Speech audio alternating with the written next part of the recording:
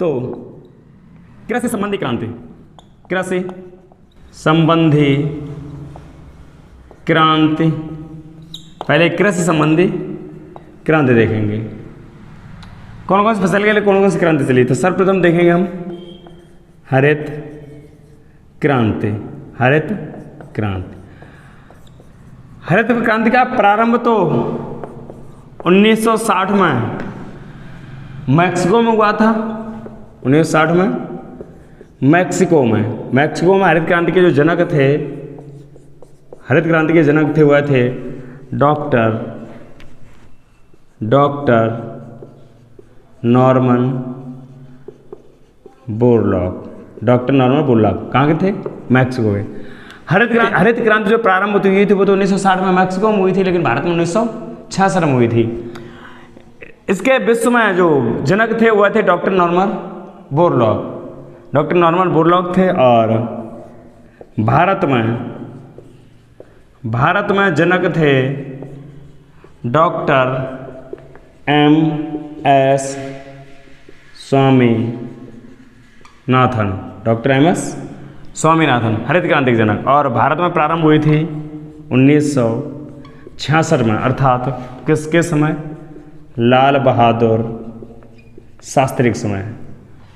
बताया जाता है कि जवाहरलाल नेहरू के कार्यकाल के दौरान मृत्यु होने के बाद 1964 में लाल बहादुर शास्त्री कांग्रेस के वरिष्ठतम नेता होते हैं और जो प्रधानमंत्री बनाए जाते हैं। लाल बहादुर शास्त्री को प्रधानमंत्री बनाया जाता है कब? 1964 में। 1965 में भारत पाक युद्ध होता है और उसी समय भारत में अकाल पड़ा होता है, तो बड़ी मात्रा में महामारी होती है, लोग मरते हैं, भूखों मरते हैं, अकाल पड़ा होता है। तो 1965 का पाक युद्ध फिर भी लाल बहादुर शास्त्री ने जीता। 1965 का युद्ध जीतने के बाद इन्होंने अमेरिका से गेहूं मंगाया था, लेकिन उस समय अकाल पड़ने के कारण लाल बहादुर शास्त्री ने डॉक्टर M.S. स्वामीनाथन को हरित क्रांति लाने के लिए विदेश में भेजा था। तो भारत में सर्वप्रथम जो हरित क्रांति लाए थे वो लाए थे डॉक्टर M.S. स्वामीनाथन। ये लाए थे 1966 में, क्योंकि 1964 में जवाहरलाल नेहरू की मृत्यु के बाद लाल बहादुर शास्त्री अगले प्रधानमंत्री बनते हैं।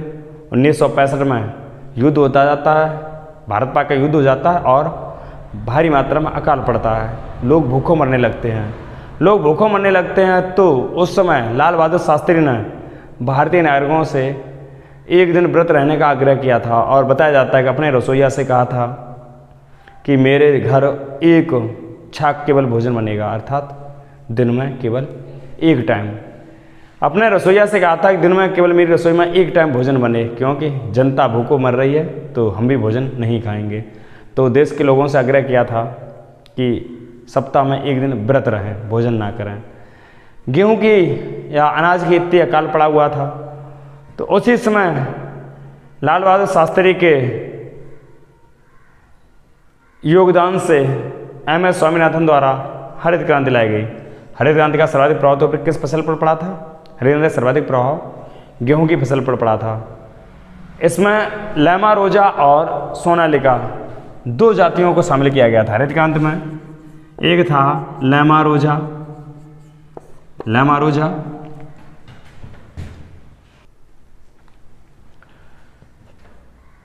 गेहूं की विदेश से किस्में लाई गई थी, संकर किस्में आया, अच्छे उत्पादन वाली किस्में।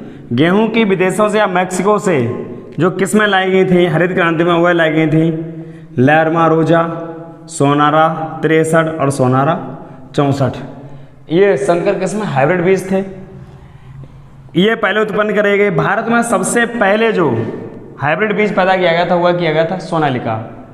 सोनारा जो मैक्सिको का था उसे शामिल किया गया और लैमालिका उन्नत बीज को एकत्र कर एक भारत में जो बीज बनाया गया था उसका नाम था सोनालिका। ये लैमा रोजा, सोनारा 63, सोनारा 64 ये मैक्सिको के हाइब्रिड बीज थे। ये भारत में लाए गए, अर्थात सर्वाधिक प्रभाव जो पड़ा था वह गेहूं पर पड़ा था हरित क्रांति का। हरित क्रांति का उद्देश्य था हरित क्रांति का उद्देश्य। हरित क्रांति का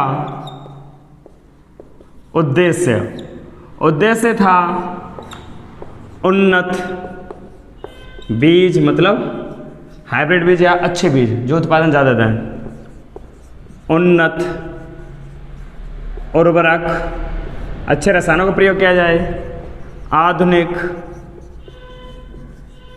यंत्र, भाई फसल की कटाई मड़ाई करने के लिए आधुनिक यंत्र होंगे तो जल्दी फसल की कटाई मड़ाई हो जाएगी। आधुनिक यंत्र, उन्नत बीज, उन्नत उर्वरक, आधुनिक यंत्र और उन्नत रसायन। उन्नत रसायन मतलब छिड़काव करने के। तो हरित क्रांति का उद्देश्य था उन्नत बीज का प्रयोग, उन्नत उर्वरक का प्रयोग, आधुनिक यंत्रों का प्रयोग, उन्नत रसायनों का प्रयोग, अर्थात फसल का उत्पादन अधिक से अधिक करना है। तो सभी नियम अपनाए गए थे, अच्छे बीज, अच्छे उर्वरक, आधुनिक यंत्र और उन्नत रसायन। तो हरित क्रांति का सर्वाधिक प्रभाव गेहूं की फसल पर पड़ा था। भारत में 1966 में प्रारंभ हुई, जबकि मैक्सिको में 1960 में प्रारंभ हुई थी। भारत में इसके जनक डॉक्टर एम एस स्वामीनाथन है, जबकि मैक्सिको के नॉर्मन बोरलॉग थे।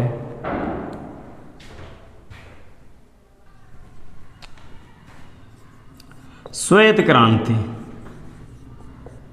श्वेत क्रांति ऐसे बोलेंगे हम, दुग्ध क्रांति, ये दुग्ध से संबंधित थी। श्वेत क्रांति या दुग्ध क्रांति, इंग्लिश में बोलेंगे ऑपरेशन फ्लड, ऑपरेशन फ्लड। तो दुग्ध क्रांति या श्वेत क्रांति के जो जनक थे वीजी कुरियन या वर्गीस कुरियन। तो श्वेत क्रांति या ऑपरेशन फ्लड दुग्ध से संबंधित था, जिसके जनक थे बीजी कुरियन। अन्य क्रांतियां जैसे नीली क्रांति, नीली क्रांति मत्स्य उत्पादन से संबंधित थी। नीली क्रांति मत्स्य उत्पादन से संबंधित थी। पीली क्रांति तिलहन उत्पादन, पीली क्रांति तिलहन उत्पादन। काली क्रांति पेट्रोलियम उत्पादन।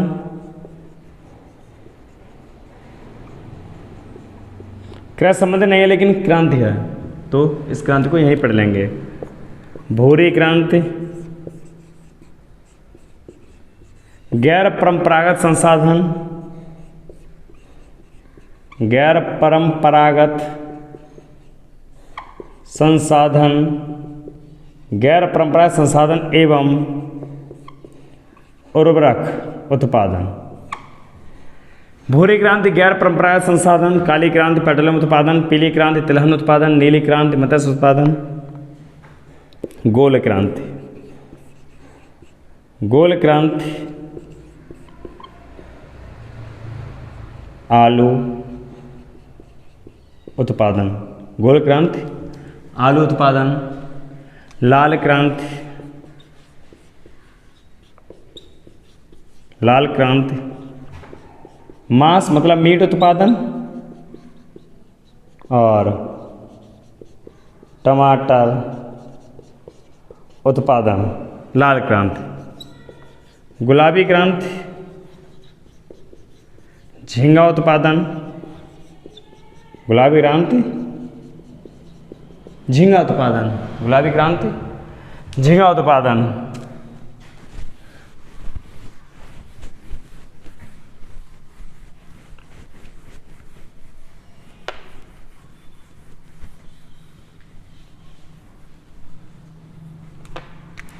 सुनहरी क्रांति,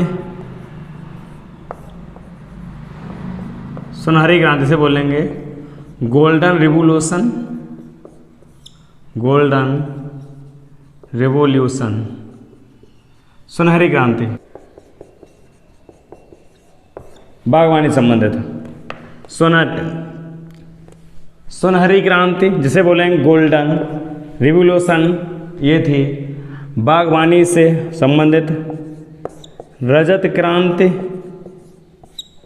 या इसे बोलेंगे सिल्वर रिवॉल्यूशन या सिल्वर क्रांति, सिल्वर रिवॉल्यूशन। रजत क्रांति या सिल्वर रिवॉल्यूशन ये थी अंडा उत्पादन से। ये कृषि उत्पादन कुछ क्रांतियाँ जैसे बादामी क्रांति मसाले उत्पादन, बादामी क्रांति मसाले उत्पादन से संबंधित थी। बादामी क्रांति मसाले। सुनहरी क्रांति गोल्डन रिवॉल्यूशन बागवानी से संबंधित थी। रजत क्रांति या सिल्वर रिवॉल्यूशन अंडा उत्पादन से है। बादामी क्रांति मसाले उत्पादन से है। ये तो रही थी कुछ कृषि संबंधी क्रांतियाँ। कृषि संबंधी कुछ शाखाएं, कृषि संबंधी विज्ञान की शाखाएं।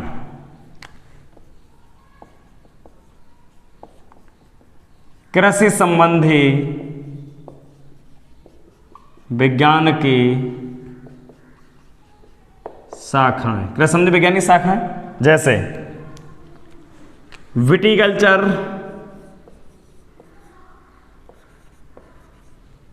विटीकल्चर कैसे है? अंगूर उत्पादन, विटीकल्चर अंगूर उत्पादन। एपीकल्चर,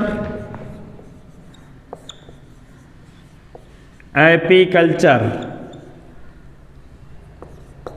एपीकल्चर मधुमक्खी पालन, एपीकल्चर मधुमक्खी पालन। सेरीकल्चर, सेरीकल्चर, सेरीकल्चर मतलब रेशम उत्पादन, रेशम का कीट, रेशम उत्पादन sericulture. Viticulture, apiculture, sericulture, horticulture, horticulture बागवानी, कटहल जैसे फसलें, कटहल जैसी फसल बागवानी वाली जो भी फसलें हैं। हॉर्टिकल्चर जैसे आम की फसल, हॉर्टिकल्चर। हॉर्टिकल्चर ओलरीकल्चर, ओलरीकल्चर सब्जी उत्पादन, ओलरीकल्चर सब्जी उत्पादन। फ्लोरिकल्चर,